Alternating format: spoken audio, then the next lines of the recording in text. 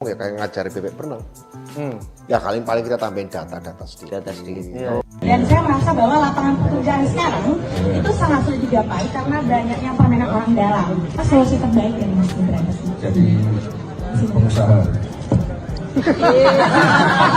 Sementara tanpa ada putusan MK, saya pandang dia sebagai anak bau kencur. Terlalu tinggi angkat Gibran oleh Budiman Sujatmiko. Terlalu tinggi. Kita takutnya kalau diangkat terlalu tinggi, kalau jatuh nanti terlalu sakit.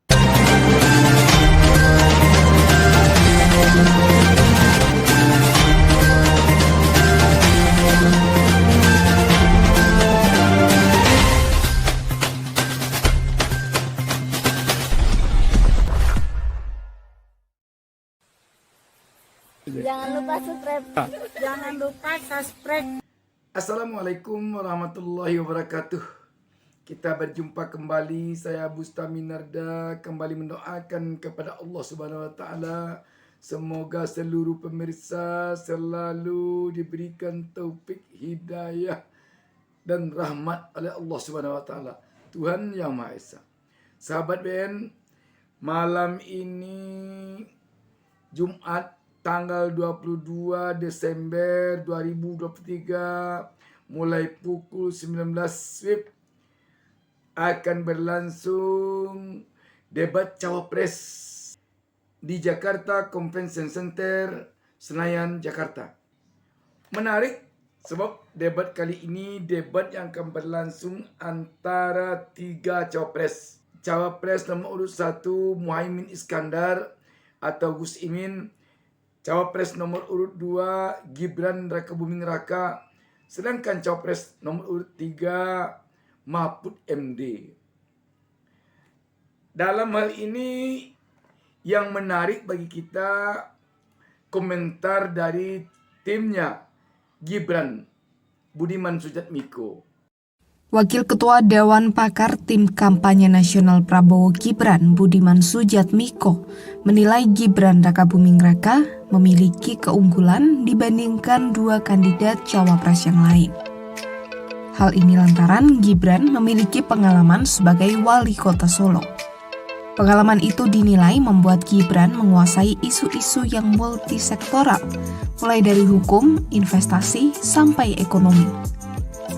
Budiman meyakini bahwa debat Cawapres pada 22 Desember 2023 bukanlah hal berat bagi Gibran, karena tema yang diangkat sesuai dengan latar belakangnya sebagai wali kota.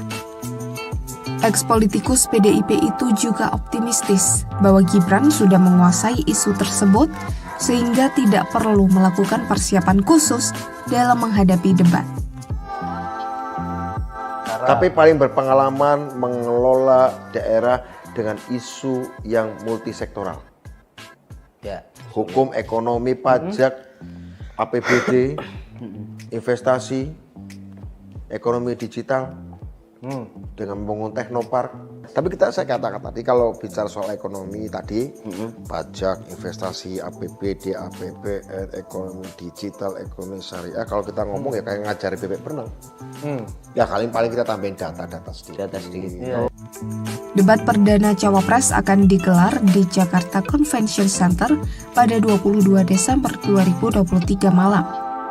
Debat kali ini mengangkat tema ekonomi kerakyatan, ekonomi digital, keuangan, pajak, tata kelola APBN dan APBD, investasi, perdagangan, infrastruktur, dan perkotaan.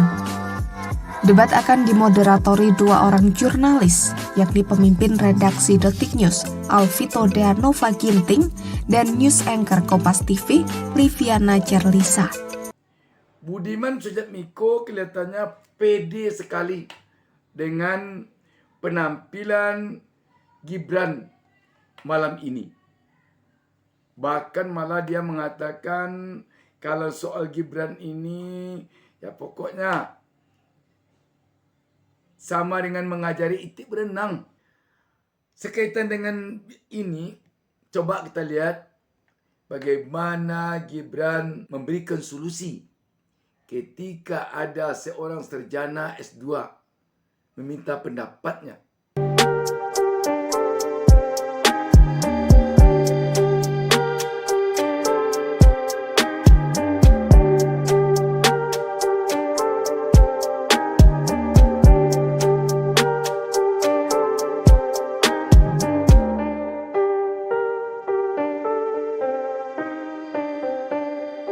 baru pulang ya dari S2 gitu. Dan kebetulan saya merasa bahwa saya kan merupakan kaum anak milenial dan saya merasa bahwa lapangan pekerjaan sekarang itu sangat sulit digapai karena banyaknya permainan orang dalam. Solusi terbaik dari Mas Gibran Jadi pengusaha.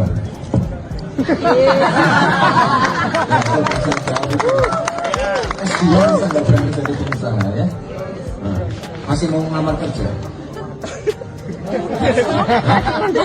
pengen Jadi pengusaha aja ya? ada juga usahanya. Oh ya udah, jadi pengusaha aja ya. Nggak usah ikut.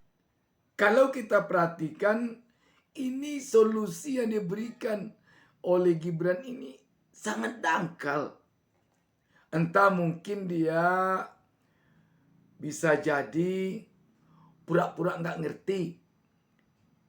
Nanti ketika debat nanti malam baru dikeluarkannya isi kepalanya. Bisa jadi.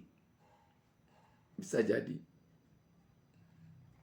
Tapi yang jelas penyampaian Budiman Sujatmiko ini membuat kita tersenyum simpul jadinya. Jika dikaitkan dengan pengalaman kita menyaksikan Gibran dalam berbagai pertemuan di tengah-tengah masyarakat selama ini, terlalu tinggi angkat Gibran oleh Budiman Sujatmiko. Terlalu tinggi. Kita takutnya kalau diangkat terlalu tinggi, kalau jatuh nanti terlalu sakit. Tapi kalau sedang-sedang saja angkatnya, andai kan jatuh, kan tidak terlalu sakit. Ini ada satu diskusi yang menarik tentang debat cawapres nanti malam. Oke, Bang Rey, saya tanya dulu ke Anda. Di antara 3 cawapres ini yang kira-kira karakternya akan menjadi pemain penyerang yang mana, kemudian pemain bertahan yang mana, atau mungkinkah ada juga pemain yang cari aman di antara 3 ini? Kan kalau kita belajar dari debat pertama kali itu, bertanya itu penting sekali untuk menghasilkan efek, menurut saya pada tingkat tentu popularitas, dan itu tentu berefek kepada elektabilitas. Oleh karena itu, saya kira mereka udah mempersiapkan pertanyaan agar memang pertanyaan itu langsung menohok gitu ya. Nah yang kedua, kadang kemampuan jawaban juga dijawab dengan pertanyaan juga gitu.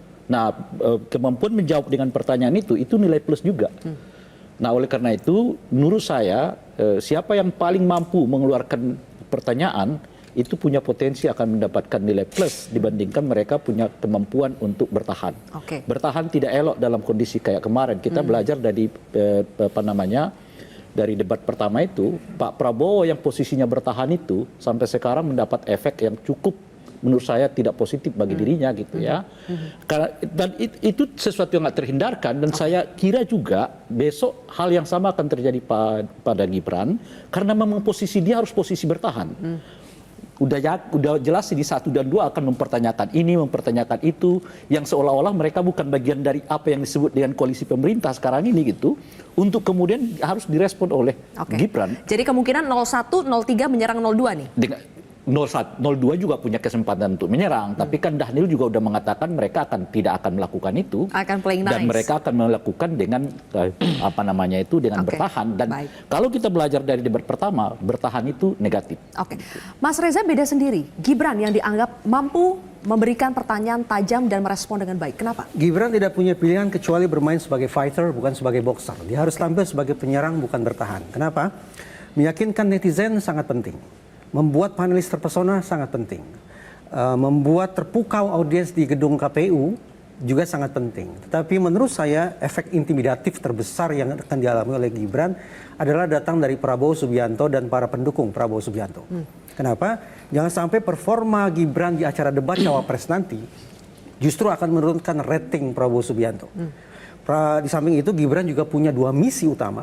Pertama, meyakinkan presidennya bahwa seandainya presiden berhalangan tetap atau seandainya presiden memberikan ruang luas kepada wapres untuk berkiprah mengelola negara, maka sudah Gibran harus menguasai dan melanjutkan visi misi program Prabowo. Dan pada saat yang sama Gibran harus bisa membuktikan bahwa dia tidak akan menggunting dalam lipatan. Oke, kalau Bang Ciko punya analisis sendiri bahwa saya begini, ini antara bertanya dan merespon pertanyaan itu hal yang berbeda. Ya. karena biasanya yang bertanya itu sudah disiapkan. Ya. Ya, apa pertanyaannya dan sebagainya. Bahkan pada tingkat tertentu mungkin mereka akan membacakan pertanyaan itu. Itu pernah terjadi di tahun 2019 yang lalu di mana Pak Jokowi seingat saya membacakan pertanyaan. Oke, bisa disiapkan. Bisa disiapkan. Ya. Sebetulnya nilainya itu nanti pada merespon pertanyaan itu. Pertanyaan. Sejauh apa mereka mampu merespon pertanyaan yang tak terduga sama sekali, dan itu akan mengukur 3 hal yang berada di atasnya, yaitu kemampuan mengelola emosi, kemampuan untuk mengkomunikasikan ide, dan substansi jawaban yang mereka kemukakan. Baik, jadi sebetulnya di antara 3 ini yang paling beban, kalau tadi Bang Ciko mengatakan Muhaimin dengan Mahfud karena ekspektasi orang memang sudah tinggi. Ada sepakat nggak Mas Reza? Atau justru yang paling beban adalah Gibran? Tetap saya berkeyakinan beban terbesar akan dialami oleh Gibran. Tetapi sekali lagi beban itu bukan dari netizen, bukan dari panelis, bukan dari kita-kita. Tapi justru datang tanda petik dari Prabowo Subianto dan para pendukungnya. Toh saya tidak membayangkan bahwa perjodohan politik antara Prabowo dengan Gibran adalah perjodohan yang sifatnya alamiah. Bahkan secara anekdot saya katakan seolah-olah sebagai pedofilia politik gitu ya. Tapi gini. Tapi saya lanjutkan sedikit. Tapi yang ingin saya katakan adalah apa boleh buat. Karena mereka sudah berjodoh, maka sekali lagi Gibran harus membuktikan, meyakinkan Prabowo bahwa dia akan melanjutkan visi, misi, dan program plus tidak menggunting dalam Tadi lipatan. apa istilahnya? Pedofilia politik. Karena saya anggap Prabowo Subianto adalah sosok yang sudah sangat matang dan dewasa berpolitik. Sementara tanpa ada putusan MK, saya pandang dia sebagai anak bau kencur. Yang terlalu dini untuk masuk ke rimba politik. Sudah ketika terjadi perjodohan antara orang yang sudah dewasa dengan bocah, menurut saya ini anekdot ya, pedofilia politik. Gimana tuh, Bang Daniel? Tadi sampai keluar istilah pedofilia politik. Hinaan, ejekan itu kan rajin diproduksi oleh pengamat-pengamat yang underestimate seperti Mas Reza. Jadi publik sebenarnya melihat itu tidak terlalu suka. Kenapa? Karena orang Indonesia ini budayanya itu budaya Jawa, Mbak. Menghormati siapapun yang punya kesempatan. Dan Pak Prabowo ini kekuatan yang selama ini saya pahami adalah kapasitas beliau membentuk teamwork. Pak Prabowo itu tahu betul mana orang yang punya potensi dan mana yang tidak. Jadi beliau selalu merekrut orang-orang terbaik di sekitar lingkarnya. Dan kami yakin pilihan Pak Prabowo terhadap Mas Gibran ini adalah pilihan yang benar dan pilihan yang tepat. Namun yang jelas kita lihat malam ini bagaimana penampilan Gibran nanti yang bisa membuat kayak Muhaimin Iskandar dan Mahfud MD.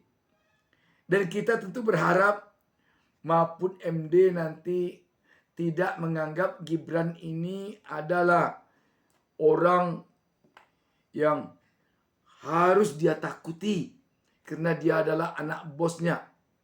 Kalau nanti keras serangan Mahfud MD ke Gibran, jangan-jangan besok Mahfud MD di-reshuffle. Kita tentu tidak berharap Mahfud MD berpikir demikian. Apalah artinya jabatan menteri di dunia ini ketika dia harus tidak memberikan penampilan yang prima karena dia takut kepada anak bosnya. Demikian, wassalamualaikum warahmatullahi wabarakatuh.